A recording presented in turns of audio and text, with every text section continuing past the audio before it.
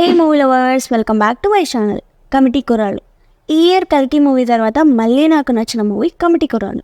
Cinema ఎలా ఉంది అంటే amazing first half and good second half అని చెప్పుకోవచ్చు.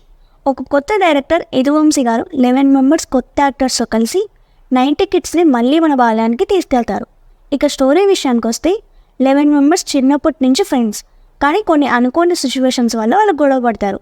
ఆ గొడవ ఆ విలేజ్ని 2 ముక్కలుగా చేస్తుంది.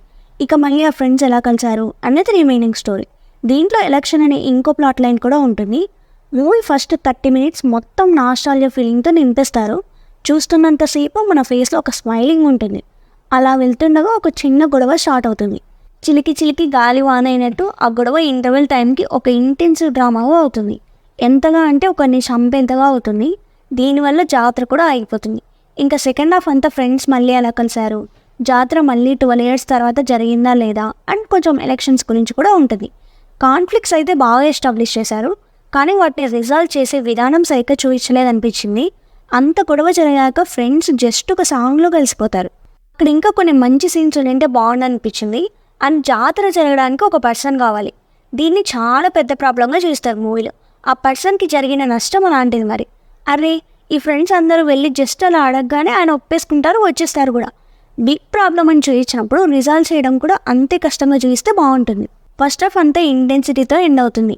దాన్ని సెకండ్ హాఫ్ మొత్తం ఎమోషన్స్తో డీల్ చేస్తారు. 3 థింగ్స్ని హ్యాండిల్ చేయడానికి మేబీ టైం సరిపోలేదేమో డైరెక్టర్ గారికి. అంటే 3 థింగ్స్ అంటే ఎలక్షన్స్ గురించి, ఇంకా ఫ్రెండ్స్ మళ్ళీ కలవాలి, మళ్ళీ జాతర జరగాలి, ఇలా 3 థింగ్స్ని సరిగ్గా చూపించలేకపోయారు. ఇక ఎలక్షన్స్తో కూడా అంతే ఇంటెన్స్గా మెయిన్ అవుతుంది, మళ్ళీ నార్మల్గా ఎండ్ అవుతుంది. ఎండింగ్కి వచ్చేసరికి ఆ ఇంటెన్సిటీ అనేది తగ్గిపోతుంది. ఇక యాక్టింగ్ విషయానికి వస్తే 11 మెంబర్స్ బాగా చేశారు.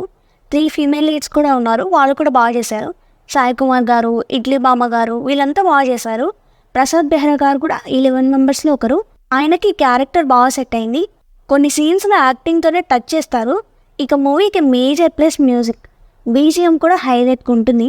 సాంగ్స్ కూడా చాలా ఉన్నాయి. ఇక ప్రొడక్షన్ వాల్యూస్ కూడా బాగున్నాయి. నిహారిక గారు ఫస్ట్ మూవీతోనే ప్రొడ్యూసర్గా హిట్ కొట్టేశారని చెప్పుకోవచ్చు.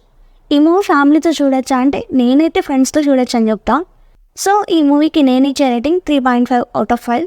ఇది నా ఒపీనియన్. ఒకవేళ మీరు చూస్తుంటే ఎంత రేటింగ్ ఇస్తారో కింద కామెంట్ చేయండి. అలాగే కొంచెం సపోర్ట్ చేయండి. అదే అండి, లైక్, షేర్ అండ్ సబ్స్క్రైబ్ చేసేయండి. బాయ్ బాయ్, మళ్ళీ కలుద్దాం. Thanks for watching.